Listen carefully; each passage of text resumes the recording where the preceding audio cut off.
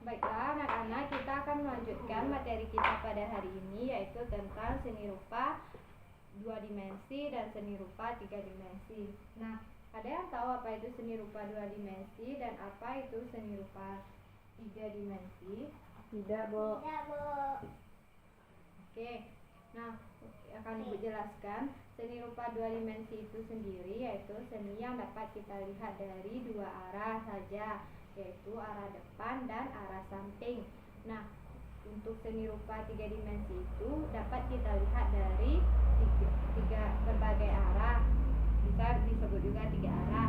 Nah, dapat kita, kalau kita mau lihat dari depan, mau kita lihat dari samping, mau kita lihat dari belakang, itu bisa. Itulah, iya gimana? Apa contoh seni rupa 3 dimensi dan contoh seni rupa 2 dimensi? Oke, di sana kita dengan pertanyaan gimana tadi, contoh seni rupa 2 dimensi dan contoh seni rupa 3 dimensi. Nah, dengan pertanyaan itu nanti akan terjawablah perbedaan antara seni rupa 2 dimensi dan seni rupa 3 dimensi. Nah, untuk seni rupa 3 dimensi itu contohnya Ibu kasih contoh yaitu patung. Nah, yang untuk seni rupa 2 dimensi ada contohnya lukisan.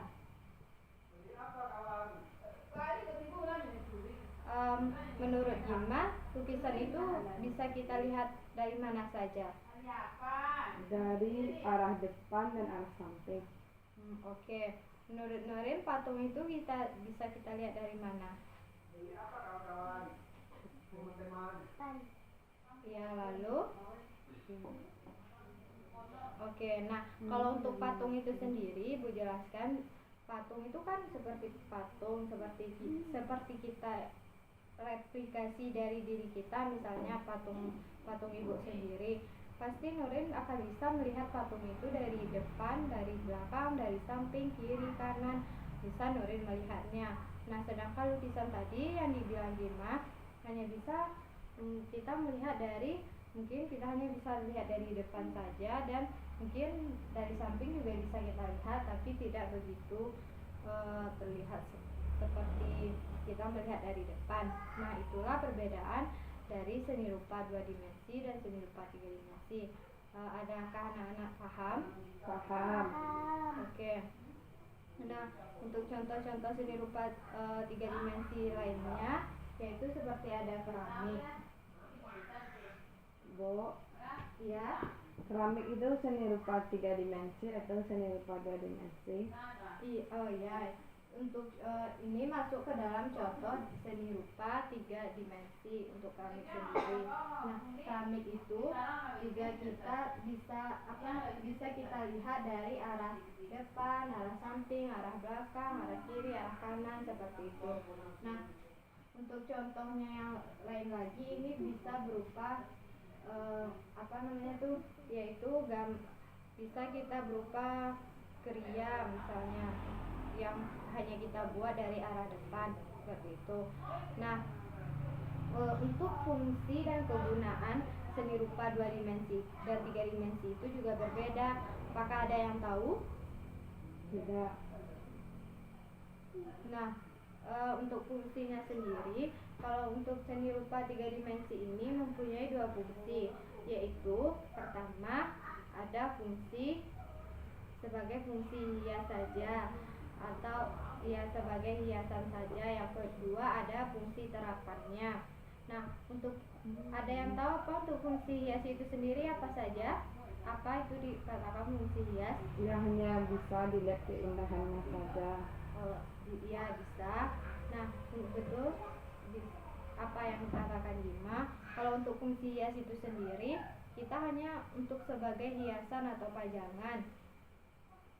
Contohnya, kalau karya seni rupa 3 dimensi itu juga sama seperti bisa juga sebagai fungsi hias saja. Misalnya, ketika kita membuat keramik misalnya.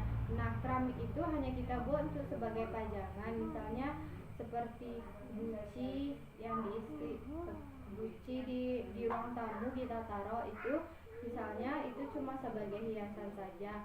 Nah, sedangkan sebagai terapannya itu bisa kita lihat dari contohnya dari contoh dari fungsi terapan tuh, kalau keramik itu kita gunakan untuk misalnya membuat asbak rokok. Nah, asbak rokok itu kita gunakan untuk kegunaan membuang apa namanya tuh, membuang sampah dari rokok itu sendiri. Tapi rokok itu jelas tidak baik. Nah, dan untuk juga keramik itu juga berfungsi yang lainnya, seperti kita bisa membuat berupa kendi seperti itu. Nah, patung juga merupakan hanya sebagai fungsi hias. Ada beberapa patung, ada juga beberapa patung itu juga sebagai monumental. Nah, kalau menurut anak-anak, apakah itu tadi tentang seni rupa 3 dimensi.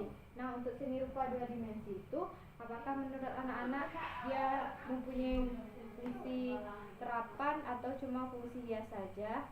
Cuma fungsi hias. Iya, bisa dikatakan seperti itu. Untuk seni rupa 2 dimensi ini sendiri, seperti contohnya lukisan. Lukisan itu cuma hanya seperti ekspresi seniman untuk menyampaikan sesuatu, tapi kita tidak bisa menggunakannya. Misalnya kayak seni rupa 3 dimensi yang bisa kita gunakan untuk kehidupan sehari-hari. Misalnya kita membuat anyaman. Anyaman itu merupakan seni rupa 3 dimensi. Nah, anyaman itu bisa kita gunakan untuk kehidupan sehari-hari. Misalnya kita membuat tas dari anyaman seperti itu.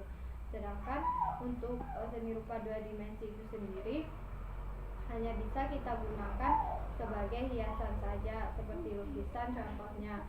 Nah, lukisan itu cuma sebagai pajangan saja untuk menyampaikan ekspresi pelukisnya seperti itu. Nah, apakah anak-anak sudah tahu fungsi dari seni rupa 2 dimensi dan 3 dimensi itu apa-apa saja? Sudah. Iya, gimana? Apa itu? Sebagai hiasan dan terapan. Ya, itu untuk 3 dimensi. Sedangkan untuk 2 dimensi sebagai hiasan saja. Ya, betul sekali. Nah, itulah perbedaan antara seni rupa 2 dimensi dan seni rupa 3 dimensi. Dan juga ada beberapa contoh yang sudah Ibu jelaskan tadi, contoh dari seni rupa 2 dimensi dan 3 dimensi. Nah, itulah untuk tentang seni rupa 2 dimensi dan 3 dimensi. Terima kasih, kita selesaikan pelajaran kita pada siang hari ini.